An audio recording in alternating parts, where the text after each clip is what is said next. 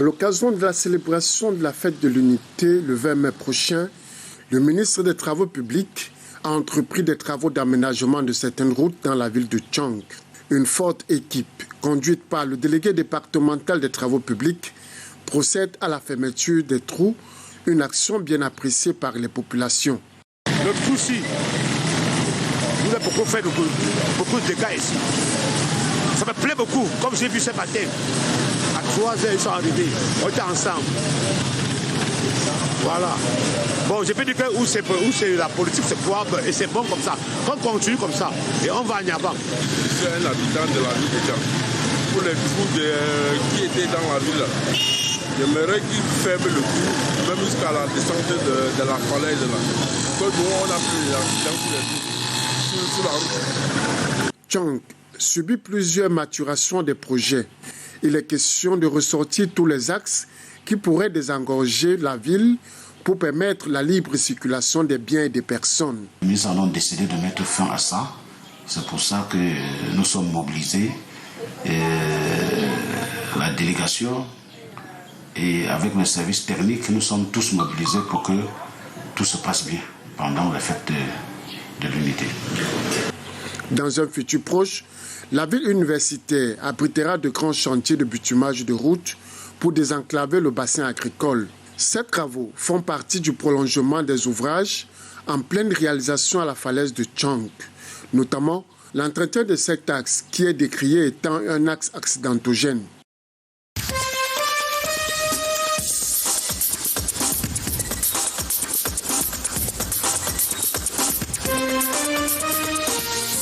Il est 6h30 ce jeudi matin dans la ville de Melon.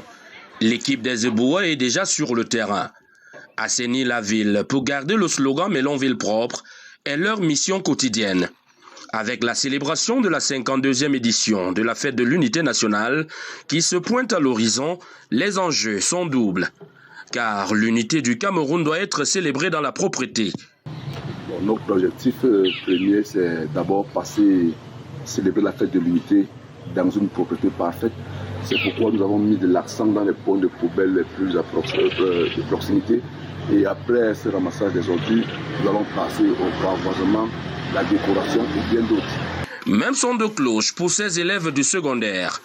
Les avenues, le stade municipal, la place des cérémonies n'échappent pas aux coups de balai, râteaux et machettes pour les herbes sauvages.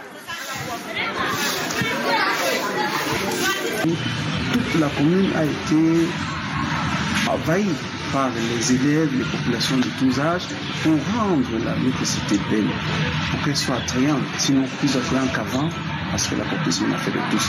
Et cela rentre dans le cadre du patriotisme. L'hygiène et la salubrité sont des actions civiques qui interpellent tout le monde, surtout à la veille de la célébration de l'unité nationale.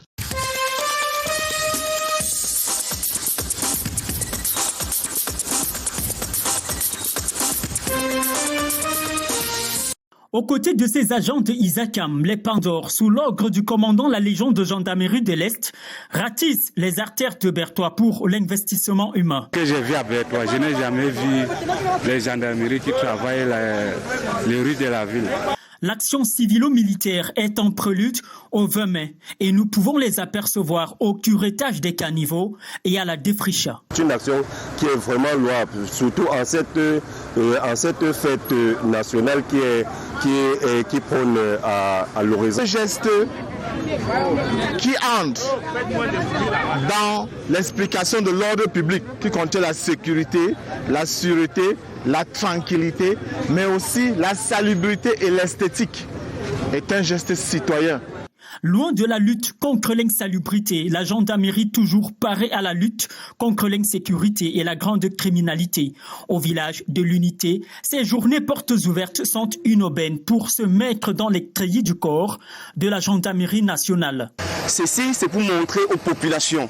Comme vous le constatez, nous avons les élèves, les mototaximens, toutes les couches de la société, pour les montrer ce que la gendarmerie fait au quotidien et pour les dire que la gendarmerie est là pour eux et ceci pour sceller le lien armée et nation. C'est du lourd en artillerie exposé ici qui fait rêver le public. Pour les élèves et citoyens lambda, le rêve est permis. C'est aussi ça, la magie du 20 mai.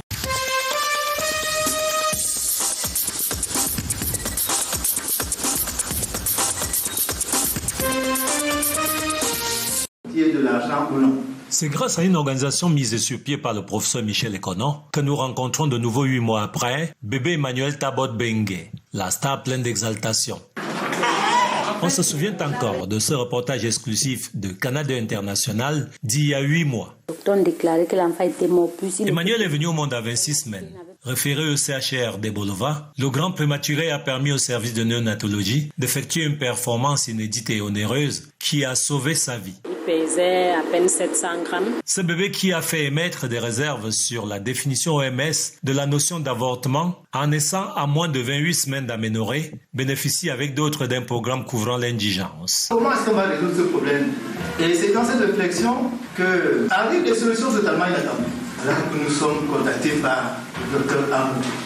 Dr Eliane Amo, médecin spécialiste en endocrinologie, diabétologie, nutrition, est parti de son cabinet de Stens en France pour venir au chevet du comité d'urgence du centre hospitalier régional de Bolova. Il faut capitaliser au niveau de la santé. On ne peut pas mettre l'argent pour tout le reste et que pour la santé. Au moment où on a besoin de se soigner, il n'y a pas d'argent parce qu'on a utilisé l'argent pour autre chose.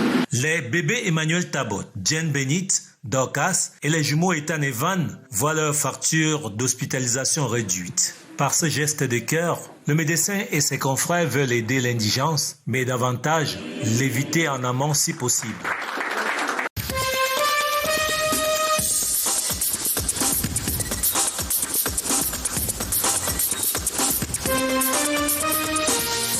Pierre est un jeune déplacé interne, originaire de la région du sud-ouest Cameroun. Depuis son arrivée dans la ville de Melon, les portes de l'emploi lui sont fermées pour défaut de carte nationale d'identité. L'acte de naissance étant une pièce indispensable pour l'établissement de sa pièce d'identité. Ce matin, il se rend à la mairie pour se renseigner sur les possibilités de s'établir un acte de naissance. Comme j'ai compris qu'on a lancé une campagne à la mairie, donc je me suis retrouvé à la mairie pour m'établir un acte parce que je veux la carte d'identité nationale. Tout comme lui, plusieurs jeunes de la ville de Melon sont dans la même situation. Il y a une procédure qu'il faut respecter, celle du jugement. Ce n'est que par le jugement que le juge ordonne la transcription de l'acte de naissance. Une situation qui préoccupe les officiers et secrétaires d'état civil qui tablent sur les possibilités pour établir les actes gratuitement aux jeunes. C'est d'ici quoi que nous allons suivre ces recommandations afin que chaque enfant ait un acte de naissance. C'est quand l'enfant arrive au moyen d'eux. Parce qu'un enfant sans acte de naissance n'a pas de vie, il n'est pas compté.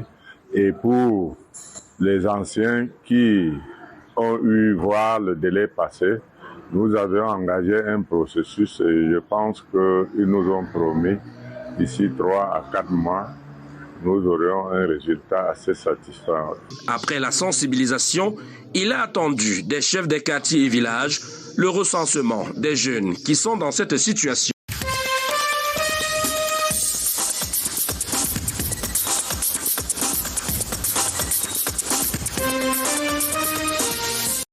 Face aux experts en entrepreneuriat jeune, les jeunes entrepreneurs d'Umbam et Inubu exposent leurs projets.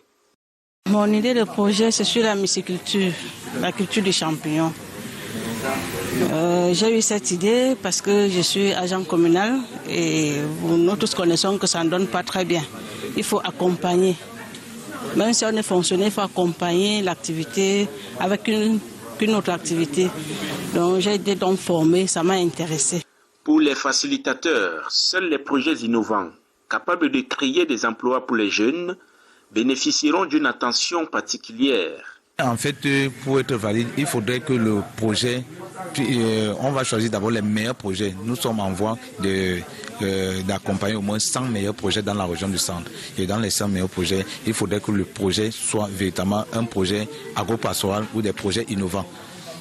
Les porteurs de projets ont eu droit à quelques conseils pour mieux préparer les risques liés aux réalités du terrain. Dans un projet, le jeune, dans son projet, doit au moins avoir même à recruter même 2 ou 3 jeunes dans son projet. Vraiment, c'est un atout pour réduire le chômage dans notre société. Les échanges entre porteurs de projets et facilitateurs ont permis d'avoir une idée précise sur la réelle volonté des jeunes d'Umbam et Inubu à se lancer résolument dans l'auto-emploi et la création des richesses.